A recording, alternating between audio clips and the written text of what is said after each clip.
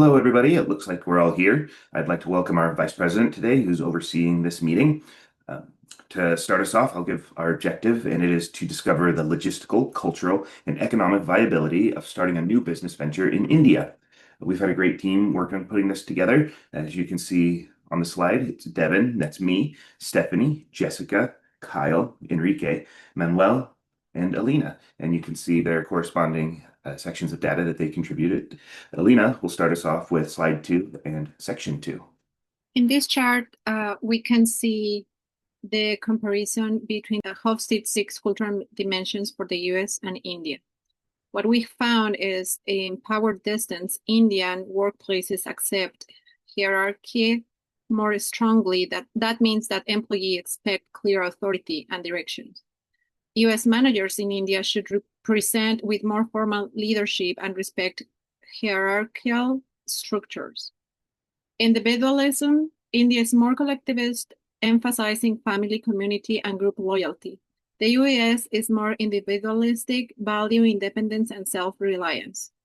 In India, team rewards and relationship building is crucial, while in the US, personal achievement and autonomy should be emphasized. Masculinity, both countries are very competitive and achievement focused. Success and ambitions are valued in both countries, but India balances competitiveness with social duty. Uncertainty avoidance. Both countries are reasonable tolerant of ambiguity, but US is more.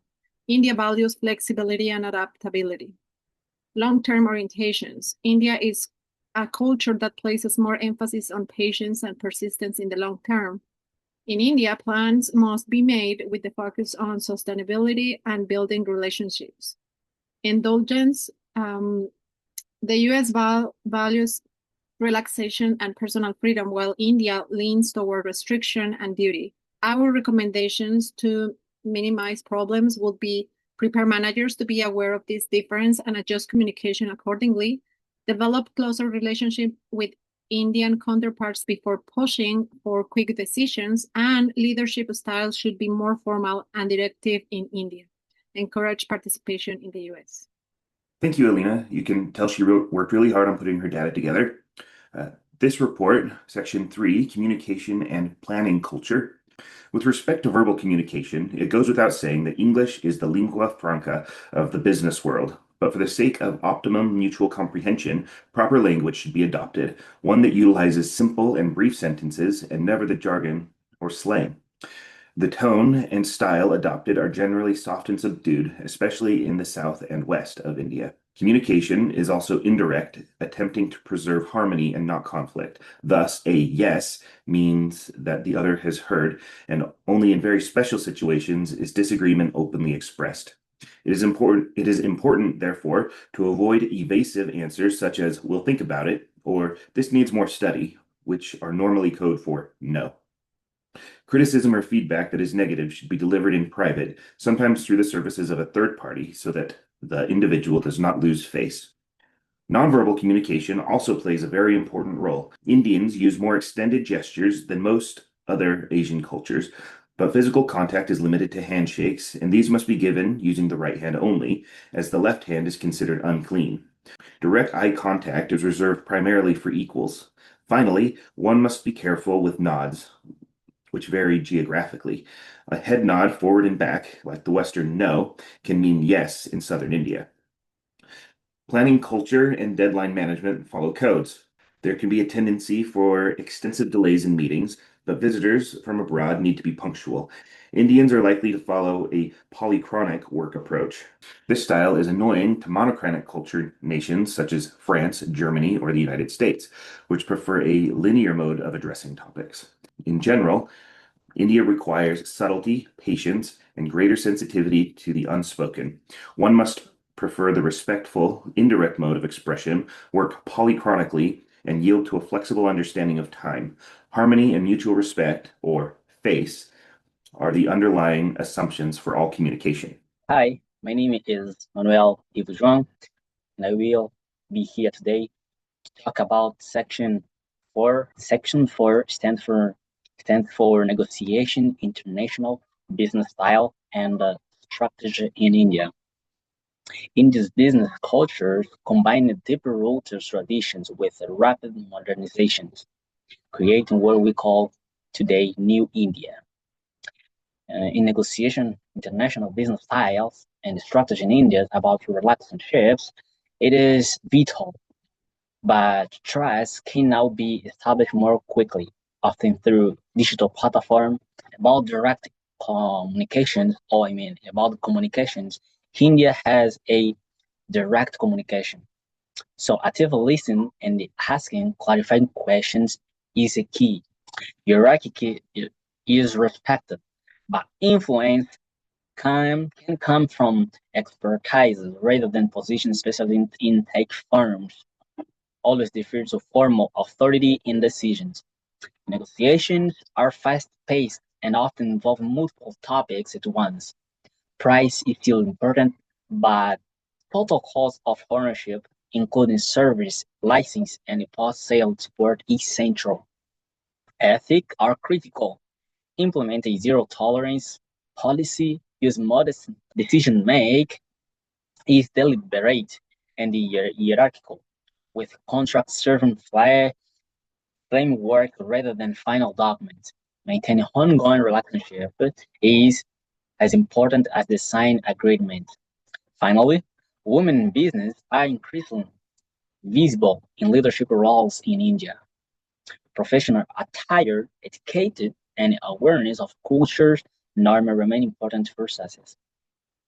Right. That takes us to section 5, government and politics. India's government and political system has a major impact on the business climate.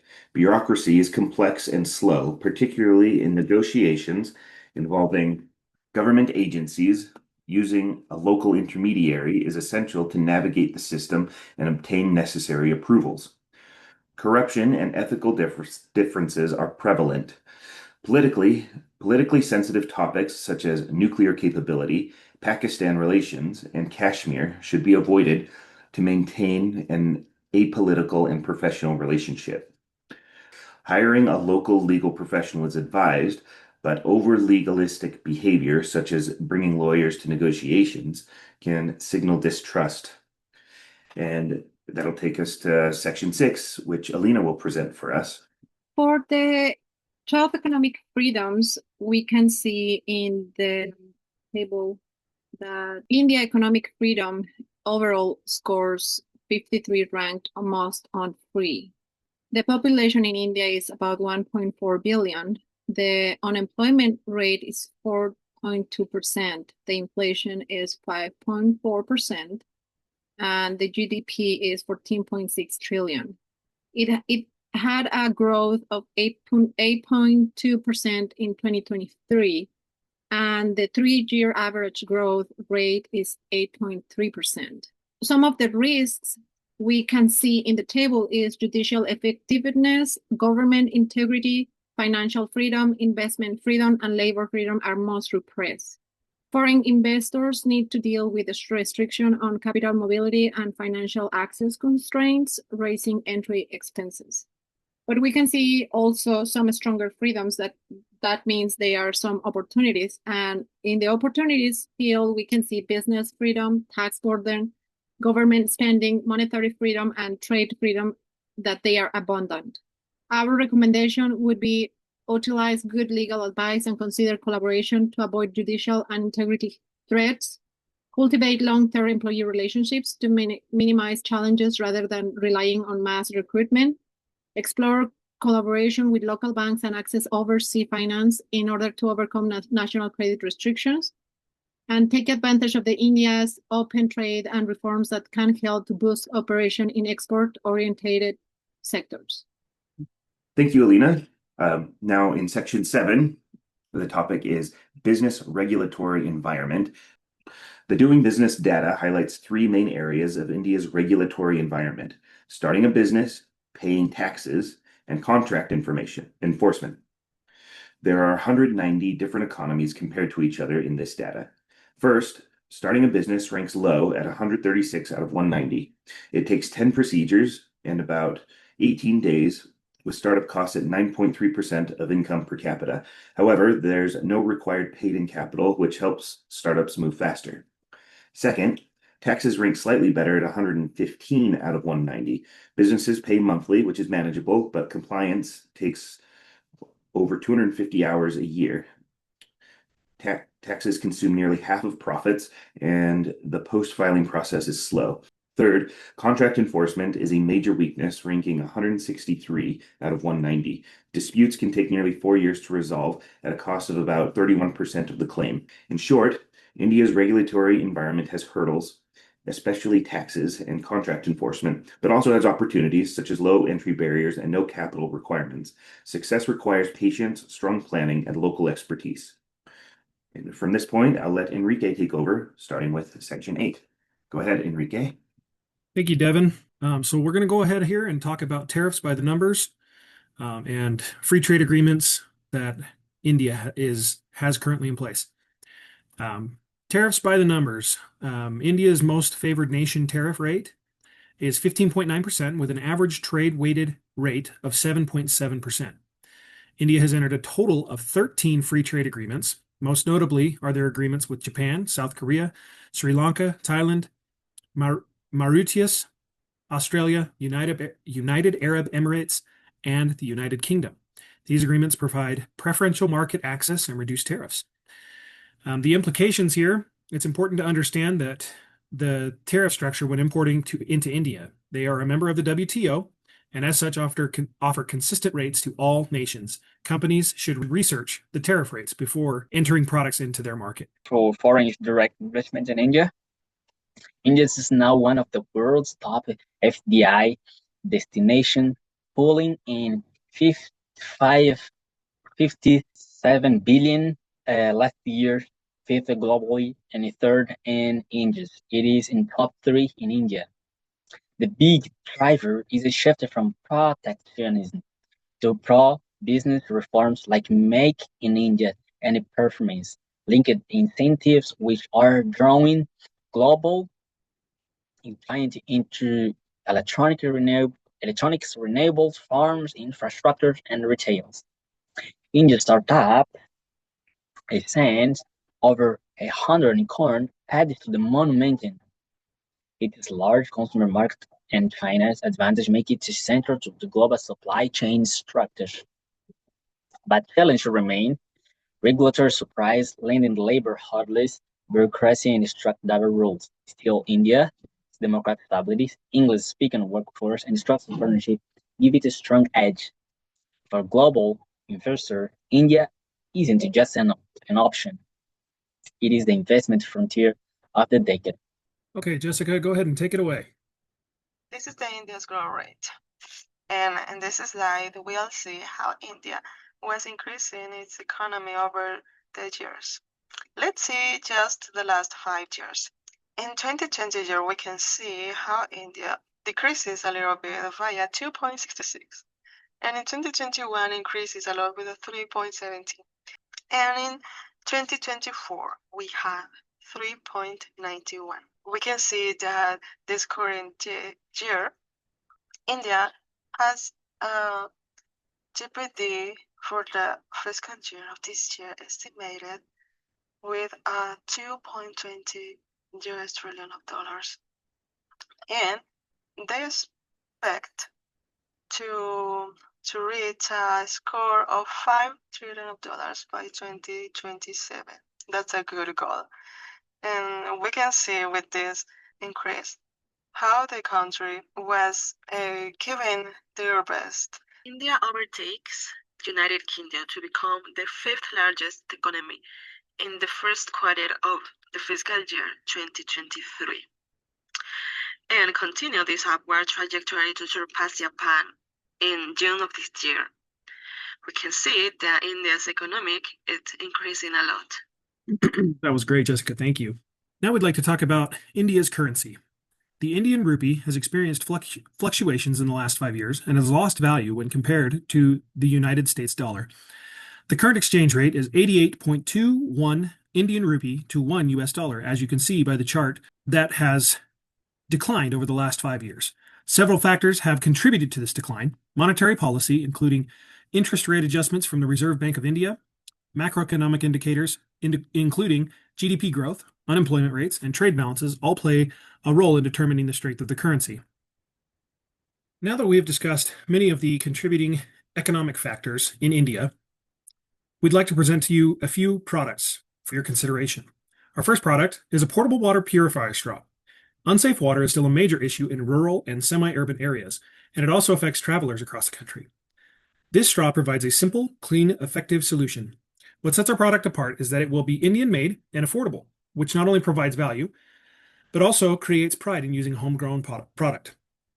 It's also biodegradable, making it environmentally friendly. We could even integrate an app to track water consumption, offering extra convenience for users. Of course, there are challenges. Many rural communities may be skeptical of new products, and lower literacy rates mean we'll need a strong outreach and educational program. Marketing will also need to consider festivals and holidays like Kumbh Mela to optimize sales. Overall, this product addresses a critical health need, improves access to safe water, and supports tourism and local communities. The next product we'd like for you to consider is a compact urban composting bin designed for apartments and small urban homes. As India's cities grow, household waste continues to rise. This product helps reduce that waste while creating useful compost for homes and gardens. What makes it stand out is its design. It's odor-controlled, visually appealing, and culturally integrated to fit modern urban lifestyles. We can also add incentives like rewards or points. Challenges include lingering cultural biases. Some may feel that handling waste is undesirable, and reluctance to keep trash indoors. Education will be key to overcoming these hurdles. In the end, this product helps households live more sustainably, reduces waste, and aligns with India's growing urban population trends. Our third and final product focuses on sleep, a growing concern across India. Insomnia is rising among professionals, students, and the elderly, leading to stress and a lower quality of life.